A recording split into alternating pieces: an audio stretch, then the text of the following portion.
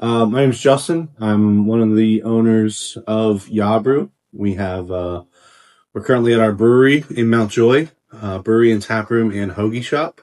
And we have a location in downtown Hershey at Chocolate Ave. And we're currently in the process of opening our third facility, which will um, take on all production activity. And we're looking to do a tap room there, co-op with another local brewery, as well as operate a private event space in that facility as well. And that'll be in Middletown, the former Tattered Flag Brewery and Distillery. That's awesome. So starting to consolidate on the front end with other breweries as well. A little bit, Okay. yeah. We've seen our industry in a decline. Obviously, a lot of breweries are closing. Some breweries are expanding, but oftentimes the expansion becomes their Achilles heel. If we saw the need to expand, the space was very unique. We didn't just jump on an opportunity to have another location. It's Middletown offers a full turnkey brew house, cellar, two canning lines, as well as a 300-gallon still, bottling lines, storage facility for both licenses. And then we actually plan to be putting a winery in there as well to do a little bit of niche stuff, meads, and maybe some ciders that fall more under the winery license versus what we're capable of doing with those type of products with our current brewery license. The regulations are different. But yeah, so we're essentially just only moving into there because it can facilitate larger production, which opens up the opportunity for certain levels of distribution for some of our products, as well as a little bit more consistency on the draft lines. We have like some of our core brands we go out of for 2 months at a time. I mean, I'm probably coming up on 3 or 4 months without our most popular hazy IPA, Haze by the Bell. But we had an alternate beer that place held that for about 3 months, but now I'm in this kind of purgatory where I haven't had time to brew, and when I do, I get one batch, it's gone in a matter of days. So then we needed to go do, we need the ability to make larger batches of beer. That's great because like going through, you're gonna be running. Right now, you're running on a single piston engine right now, and running that one. If one putter is out at some point, you got something to back up. So that's awesome to be able to consolidate that on the tap lines and everything. Oh yeah, that and then the B side of that, back to kind of your question is, working with another brewery this early on. It's a lot of production capacity at this new facility, and we decided to reach out to somebody that we work with a lot, Adam, who owns Cartel. They're also opening a new facility, a new tap room. But then I said, hey, he's seeing the need to make more beer beyond what his system is able to do. I've seen that need. I've actually gone and done like contract brewing and a lot of collabs with Adam to help support our lack of ability for me to crank beer out with our current demand. So us going in on this together makes financial sense, creates a unique atmosphere for the patron and, our target demographic. Hey, you can have two breweries under one roof kind of thing. And we also look to utilize any excess production ability to support other small breweries that are in the boat that we're in now and may not have the opportunity that we found ourselves presented with. And we can contract brew for them, small breweries. Hey, you need a large batch of your core brand beer? Let us help you out. We can can it. Things that, smaller breweries don't have the capabilities to be doing, whether it's physical footprint, just can't fit a canning line or any of that sort of stuff, or dollars. Just, hey, we can't afford a canning line. We're kind of staying where we're at. We give them the opportunity to elevate some of those brands into different packaging. When did you start Yah Brew? Cool. I should know this. Go back to concept and then legitimate license. Yeah. Concept was probably it all happened so fast, to be honest. Probably late 21, early 22. I think it was probably mid 21. I kind of got the itch. I was the head brewer for what's formerly known as Tattered Flag. They were great great people, love working with them. They got big pretty quick, and we were all kind of doing our part. Some people more than others. Ownership was great, but we found ourselves, myself and some other staff members, just trying to load our plates a little heavy to make sure everything is as best as it can be. It was my name on the products. It wasn't my brewery, but I felt like, I was a part of it. So checking in on things, I'm like, okay, well, I'm kind of already doing a lot of what I feel an owner would do. So that's kind of when it started ticking, and worked on coming up with a fun name for it. I wanted something just really basic, not able to tie different identities to, oh, it's named this, that must mean, people think XYZ or whatever. And we just wanted a casual thing, like, hey, we're here, we do beer, we're having fun, and we came up with the 90s theme just because it was, I'm young, but I remember the 90s. It was like everything's very nostalgic for people my age, which is ultimately probably one of our main demographics for craft beer, like mid 30s to mid 40s. So like striking that nerve with nostalgia, people can come in. It's not like, oh, well, the beer's good, let's just go in and have a beer. You sit here and you can just get absorbed in the atmosphere. It's the small details that matter. We try and hide little like Easter eggs of 90s stuff through the decor. Certain artworks we have, like in our bathrooms, people always come out of the bathrooms laughing because we have a bunch of 90s themed like bathroom scenes from movies. Of things are just funny. Oh, I remember that movie. I remember that character. Our beers are all named. You can sit here and look at the beer menu and basically have trivia with whoever's joining you at the bar. Like, oh, do you know what this reference is? Do you get this? We have Callahan Colts from Tommy Boy. It's one of our staple beers. Other most popular beers, Orange Sherbet Push Pop Sour. That's from the Flintstones Push Pops that I remember when I was a little kid. And you like cut the box up and use the tubes. You can make like the Flintstones mobile. Everything has some sort of connection to the decade. So it try and make it a really fun, engaging atmosphere and brand all throughout the beer, the food, and the room, whatever room you're sitting in. There's, like I said, there's hidden little things everywhere from the decade. So. How about you personally? When did you get into the beer industry? It's been a while. I would say maybe 2014, 2015. I mean, not as long as others, but I was bartending. I got into the restaurant industry just because I was a punk kid, and to be completely honest, my buddies and I moved to York, and I applied at restaurants to meet girls when we were like 21.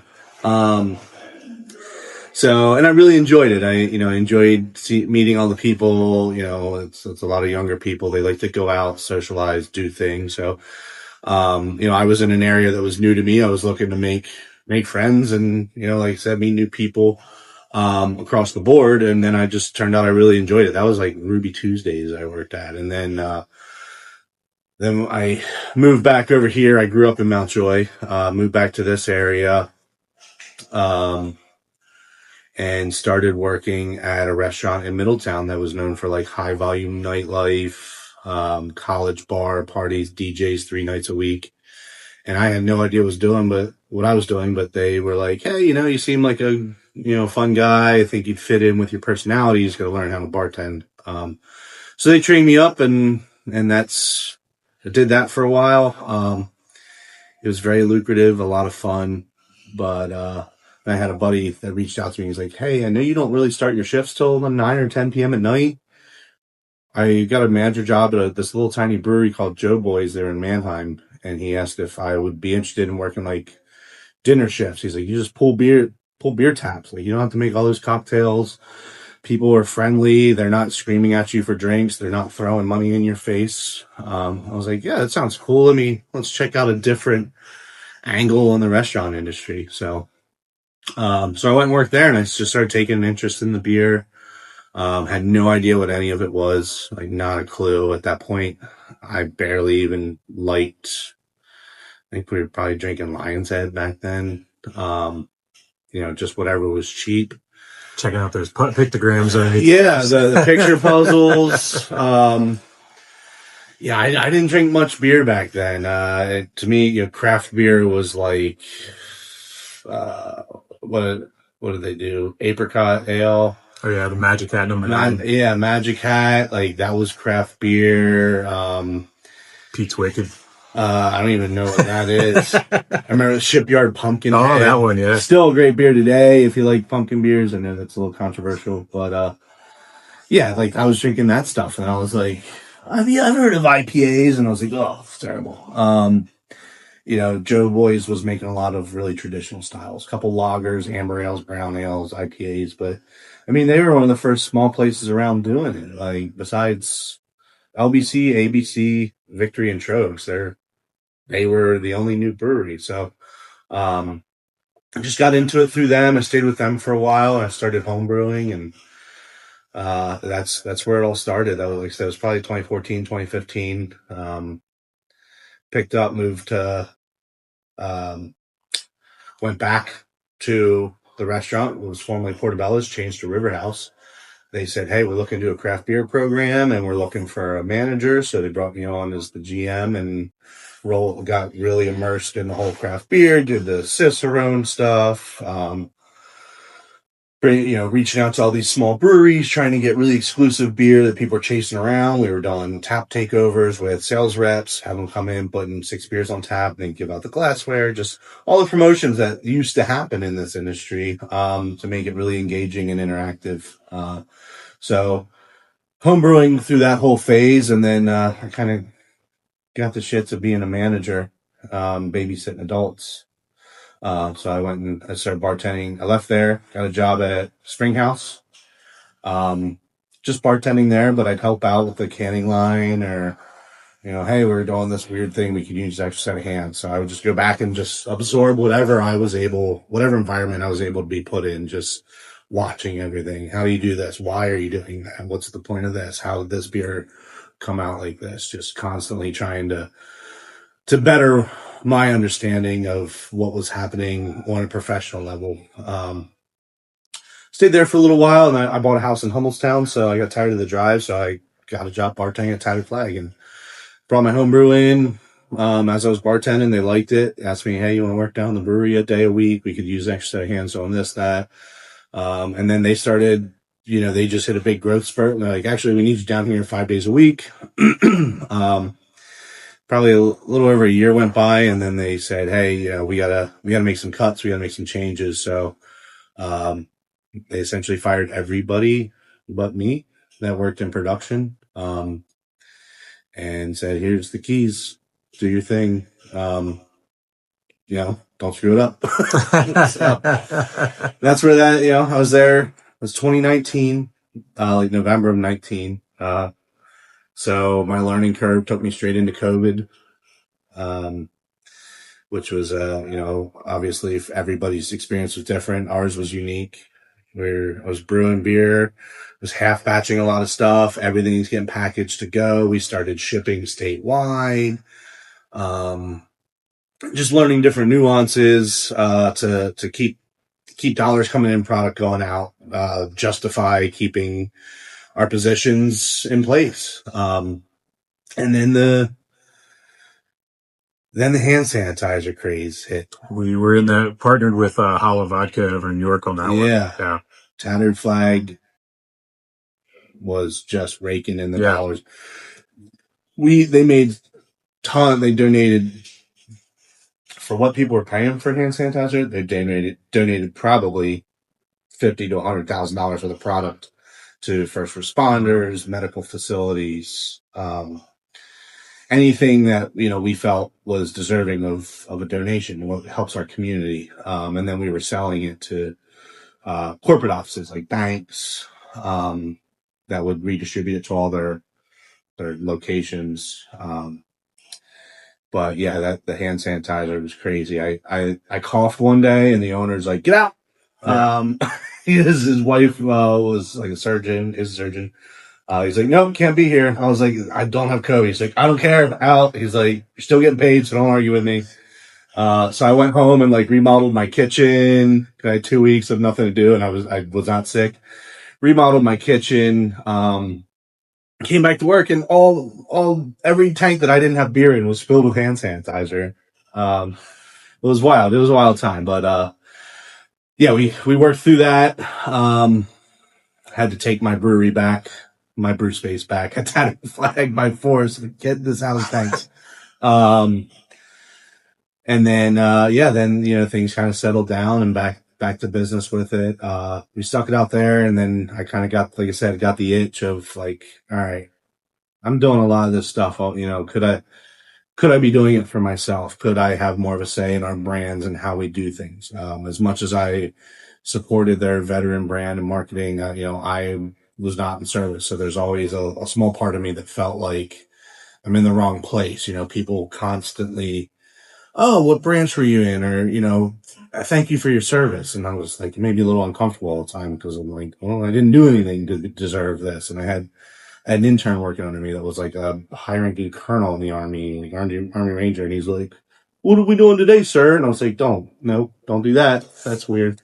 Like you had a real like important job, and I'm just here, running a canning line and milling some grain.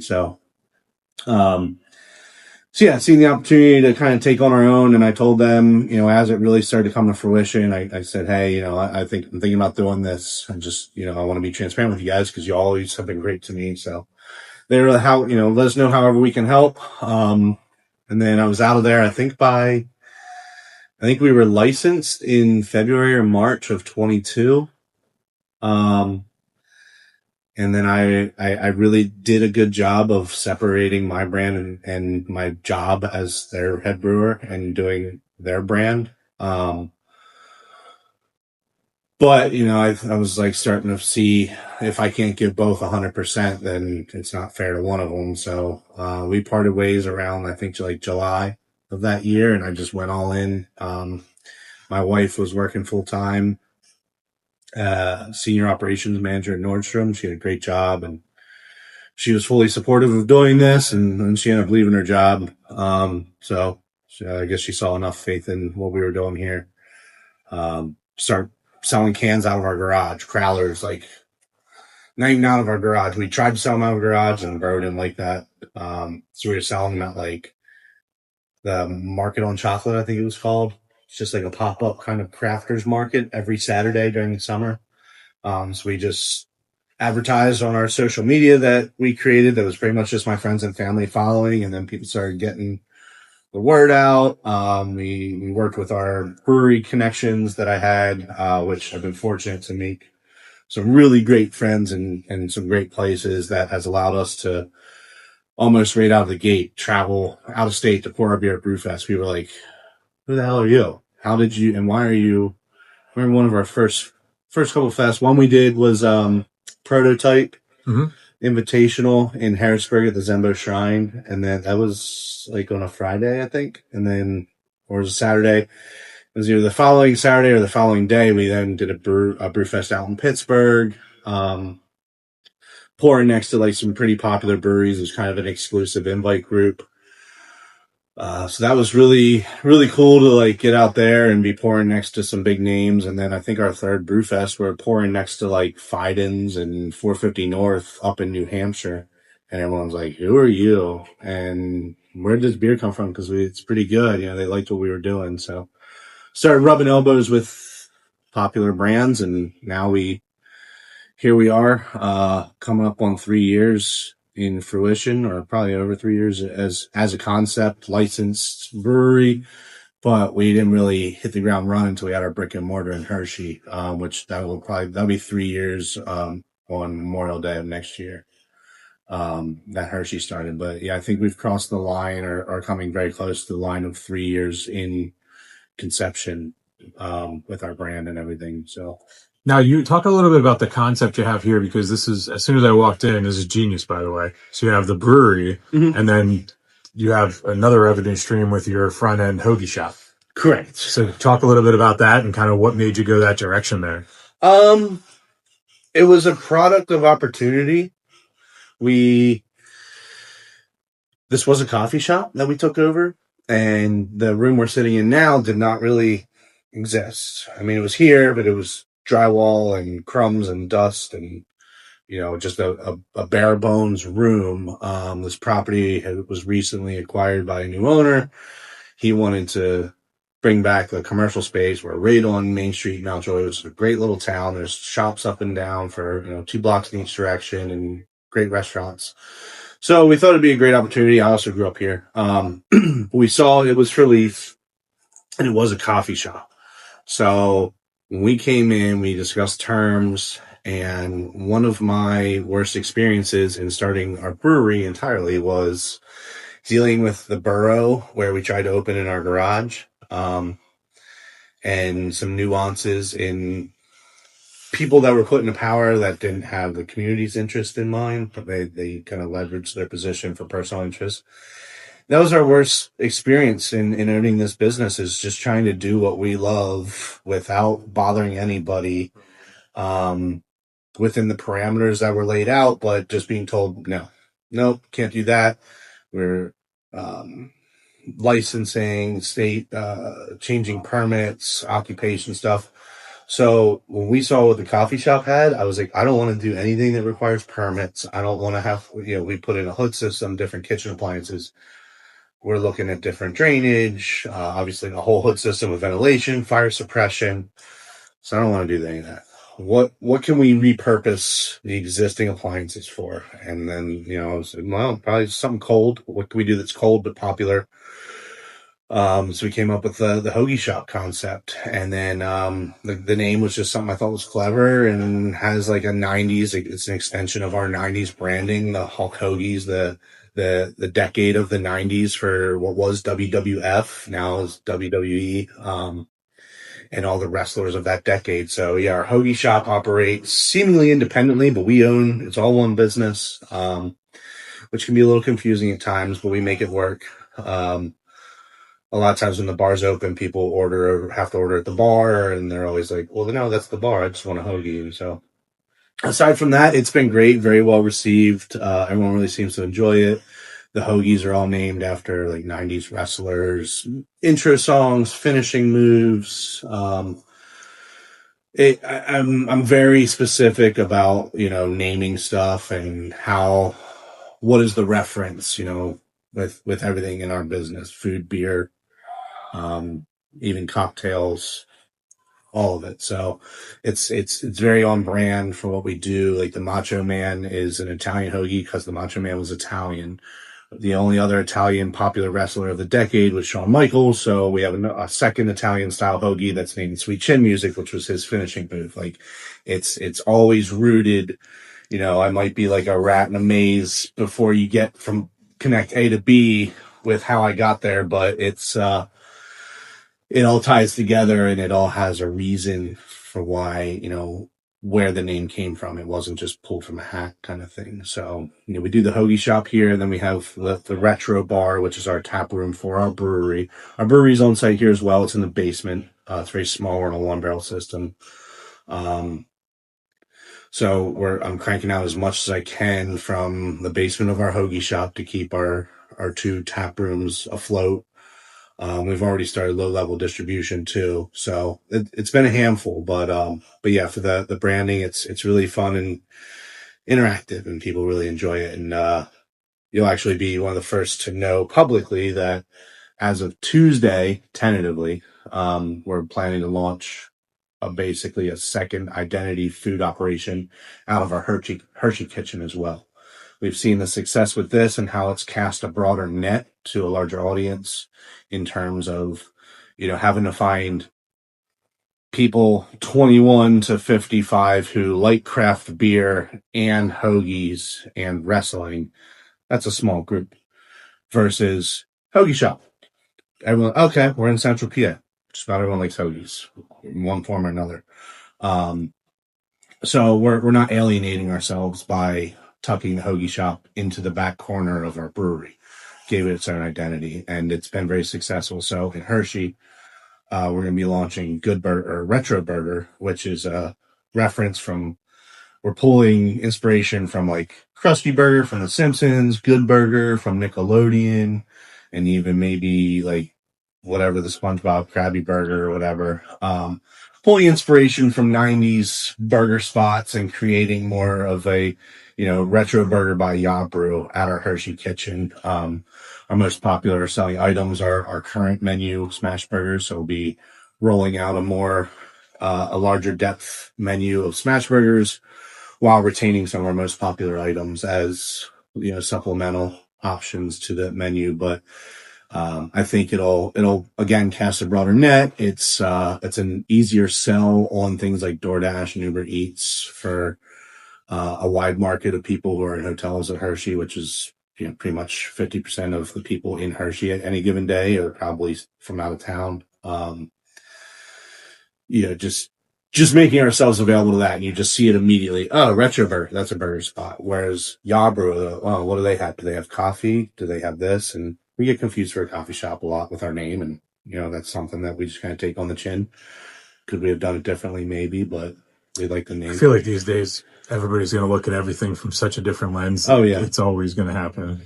Yeah, especially in Hershey. And we're right next to Dr. Nuts. I didn't even think about that. Yeah, with people come in all the time. Yeah. Coffee? No. Beer? Like, and they just, I don't know, and they walk out. You need to bring back those, remember the coffee IPA, cold brew IPA things that that Rogue did and a bunch of other guys?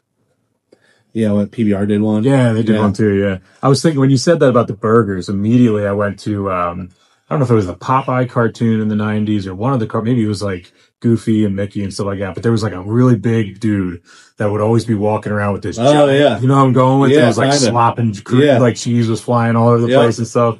I can't remember what that was for the life of me, but that was the vision. So just, having fun with it, but I love you guys have fun. Expanding our kind of portfolio of what we're doing and making it more concise to the consumer. Whereas, what's Yah Brew? If you're into craft beer, you've probably heard our name, you know what it is, at least locally. But, what do they do for food? I don't know. Let's check the website. People are getting lazier by the day. They can't be bothered to go on the website anymore because it's time taken away from TikTok or something. So we just need it to just be an immediate connection. Boom, that's burgers. Boom, that's hoagies. Like, that's what they do. And then when there might be a little confusion when you come into a restaurant, I thought this was a burger spot. It is. We also sell beer. And, here's some of our cocktails. That's awesome. Last thing would be, you guys go with the fun. You guys second you walk in here, it's bright, it's vibrant. There's tons of color in here. What, outside of the daytime with the hoagies and things like that, at nighttime, I see some game thing over here. Like, what are the things that people can expect when they come in, like after work, on the weekends, and the nightlife, and this, as far as it goes in Yah Brew? Both locations are different. Some of the things we do here in Mount Joy, we do game nights every Wednesday. We really haven't gotten the traction that we were hoping for. But we're still sticking to it because we're not going to force you to play games. You want to come in for a beer, come in for a beer. But the Hoagie shop is not open Wednesday in the evening. So that's the only day where it's a little bit unique, where basically it's just the bar. The bartender will happily do like our jumbo soft pretzels. They're like this big. We do those at half price on Wednesdays. Then we call it game night. We have a couple TVs throughout the space. We put on like Jackbox games where you can just join on the TV screen from your phone through the app. And it's interactive. You can play with complete strangers that are sitting at a different table, but everyone's kind of competing on the screen and it gives instructions. We have 2 N64s. We haven't done any tournaments yet because we just haven't picked up on the game night, but this one here has every game ever made on one cartridge. Which is pretty cool. We can do Mario Kart tournaments. We can do Super Smash Brother tournaments, Mario Party stuff. Like, if and when we get traction on it, then we can start looking at like tournaments for the N64. But you can always come in and just play casually. Like, hey, you guys mind flipping that on? A bunch of board games, 90s trivia card games. We have a 4-player arcade console on site that's got the old Ninja Turtles like arcade game from the 90s. I believe it's the X-Men and Avengers and NBA Jam from the 90s. So there's a Pokemon trading card station. Like, it's a kiosk you pull cards out of. that's the kind of fun stuff for game night. And then once a month we do a D&D night. We actually just did it last night. We pair up with a place right up the street called the Dice Goblins. They sell a lot of gaming pieces. They do 3D print miniatures and they host game nights. So we're one of their offsite partners for game nights. So they'll bring a crew in here and do like a speed round of D&D. And then one Wednesday a month for game night, we also do music bingo. That has really taken off. We do open the kitchen for that. And we've seen our last one maybe 2 weeks ago. There wasn't a single seat open from the Hoagie shop to the bar and everywhere in between. There's people sitting outside in the rain playing bingo because that was the only seats and they just had to play. So that's really fun. It's all 90s music bingo. We do trivia every Thursday night here. Super casual, not intense. You don't have to be a rocket scientist to come play trivia. Gift card prizes for that. And then, different evenings, we have happy hours on Thursdays and Fridays. Saturdays, it's just kind of business as usual because that's a lot of restaurants just do that on Saturday. I'm open to the idea of maybe incorporating some live music in the off season. We like to do fun events when we're able to. It's kind of brewfest season, so we'll be traveling a lot. My wife and I out of the state for a lot of upcoming brewfests. Do you have is that patio? Is the backyard yours and patio? Yes, and stuff? we Nice. have. Yeah, I was trying to think of what else to include here. We have 2 patios, pet friendly patio up front, and a patio out back, which isn't deemed pet friendly, but people are, they can take their dogs out back there, if the front's full up because it's a smaller space. But, yeah, it's sit outside, enjoy it when it's not 100 degrees with 100% humidity. The weather we're getting now, I think we'll see a lot of increased patio visitors. A lot of locals walk their dogs, stop in, have a beer. Anytime the Hoagie shop's open, anyone's welcome to grab a beer, even if the tap room isn't officially open. Yeah, no, it's like I said, it's fun, interactive space. And then, starting next week, we do get the Sunday ticket. So if there's out of towners not out of towners, but fans of non-local teams, we're definitely a spot that we want to mention. Come on in. We can put whatever game on for you. If you're a diehard Colts fan, like probably not going to see the Colts much in our area. So, we have that available every Sunday. And then, Thursdays usually you can get any game, but Sunday night or all day Sunday games, we could throw on whatever. We do beer pitcher specials for football of our house, our Kolsch and our lager. Some of our later offerings, can be purchased in pitchers at it's basically probably the price of like 3 pints, but you get 4. So That's awesome. Not a lot of craft breweries do pitchers. That's a really good idea. yeah. Yeah, it's you look at it, no, we're giving stuff away, but it's, we're also putting people in seats because they're here for specials. We're at a place in the industry where we need to be creative. Yes, we cannot keep doing what we've been doing. Got to be creative. You got to be willing to take some risks, try something new. I've been saying it used to be, if you make beer, people will come. And now we have to make good beer to get people to come. Now you have to make good beer and host events because, yeah.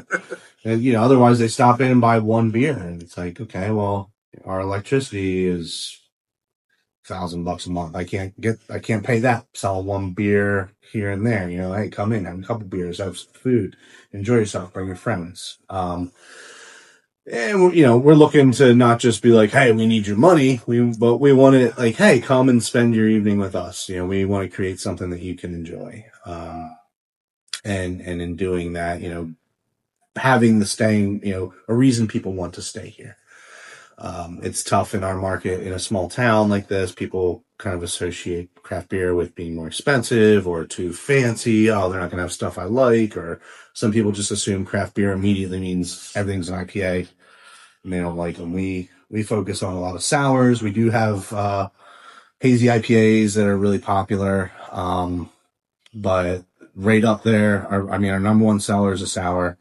Number 2 is a hazy, and our third biggest seller is our Callahan Kolsch. It's just a light, easy drinking beer for anyone that would normally get a Miller Lite.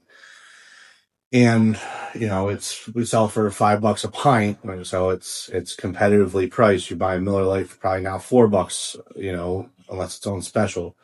You're paying the same price for Miller Lite. I mean, if you're really looking for the value, ours is probably double the ABV of a Miller Lite and only $1 more. So that's not how we want to market it, but that's the reality that some people may be looking for that. At least, again, here in the small town. In Hershey, we kind of operate with a slightly different mentality because there's a lot of tourism. There's people that are actively seeking out craft beer while they're in the area with their family. So they visit us in Trogs and Rotunda. We kind of don't have to bend in certain aspects, but we do in others to accommodate our clientele in Hershey versus Mountjoy. In Middletown, we'll learn what the curve is there, and we'll settle in and make sure it's something that the locals, don't turn their nose up at as, oh, that place is overpriced. It's not, we don't get the value there. I can just go to the dive bar if I want to get drunk, and that's not necessarily the clientele we want either. So, Is any last things that you kind of want to put out there, or anything like that? I know you mentioned the new location coming out and the new concept and project. Yeah. I mean, the new location, we're really amped up about it. We're going to be co-oping with another brewery, as I mentioned. We're going to be launching a distillery program in the new year. Right now, I'm not even giving it any more thought beyond saying that, like, oh, that's for the new year. There's a lot on our plate right now, but yeah, we're really looking to expand strategically. One of the things that lies in the back of my mind that I feel like the naysayers will be chirping about is, oh, well, Tattered Flag overexpanded, and that's why they went out of business. That's what everyone says. And now here you guys are opening your third location in 3 years. Like, we're moving into the location because there was an existing production facility. All the equipment's there. I mean, we're moving in. We're basically being handed probably $750,000 or more worth of equipment for free. And all that is at our disposal to make as much beer as we could possibly want. So we're going into it strategically. We're not just diving in. So, I don't want people to be pessimistic. Oh, well, this is the start of the end. We're going in with a partner, to help offset the financial burden of a new facility, but also create two brands. You might not like sours and a little bit more the new age style beers that we're known for. Cartel has a fantastic lineup of more traditional styles, and they lean a little bit into the new age stuff, especially more since we've been kind of working with them and saying, oh, well, here's what I would do. And they're like, oh, that's ridiculous. I would never have done that. And then they try it and they're like, oh, you know what? This came out pretty good. But then also us not really stepping outside of our comfort zone, but with the equipment that I've had up until now and still operate with until we're fully in that new facility, just doesn't support doing lagers, and some of the more delicate styles. What I'm doing is a little bit more grassroots. My temperature control is not as precise as large facilities, for fermentation temps and that sort of thing. I can't lock into a specific temperature and be like, that's what's going to stay at any point in time. Something gets bumped down in a little basement and all of a sudden the sensors moved and the glycol shuts off. It's just not something that we've done a ton of for traditional styles. And I'm excited in the new facility, to be able to do a lot more varietal lagers and Belgians and, traditional, like, German style beers, that I think the current climate in our industry, there's a massive demand for. I mean, you see other breweries that do their styles are growing exponentially, with distribution out inside and outside of the state. They can't keep up with beer, and they're just making what some of the general public would say is just boring lagers. They're making Miller Lite style beers, but with German authenticity. So I'm excited to be able to kind of tie that into our portfolio and release, expand our market to what people expect out of our brand in terms of style. Right now, I would say people look at Yah Brew and go, oh yeah, that's the place that makes all those crazy sours. And we are. That's our identity. But I'm capable of doing all the other styles. Just the equipment would not allow me to do them to the quality that I would expect of ourselves. So we kind of just held off. We try and fill that gap with guest taps, or we contract brew those styles at facilities that are known for traditionalism, so that we can have our recipe created to our expectations on a larger scale. Um, but then it happens outside of our brew house. So it feels like, okay, well, we didn't really make it. It's still our recipe and everything. But some people kind of scoff at that and say, well, you still haven't proved to me you can do lagers. So that's what I'm excited about in the new facility. And like I said, the co-op concept, come in and try beers from their brewery, our brewery. And as we contract brew, we plan to offer to buy a keg of everyone that we contract brew for and say, hey, you want a jump start? We'll put a keg of your beer on in our tap room where we already have established branding and patrons coming and going, and they'll get to try a beer from maybe a brewery that barely even exists yet, like we used to. We're selling beer out of our garage. I would have loved for one of my first batches of beer to be thrown on tap at Evergreen or Voodoo or stuff. Like, they just got to put our beer on tap at Voodoo in Meadville and Pittsburgh. And that's a big deal for us. They paved the way for this industry. If I could have put my keg on tap at them from day one, that would have really launched our success and knowledge of our brand. But Perfect. Justin, thank you so yeah, much for your time today, man. yeah, of I course, really man. appreciate it. This was Yeah. easy.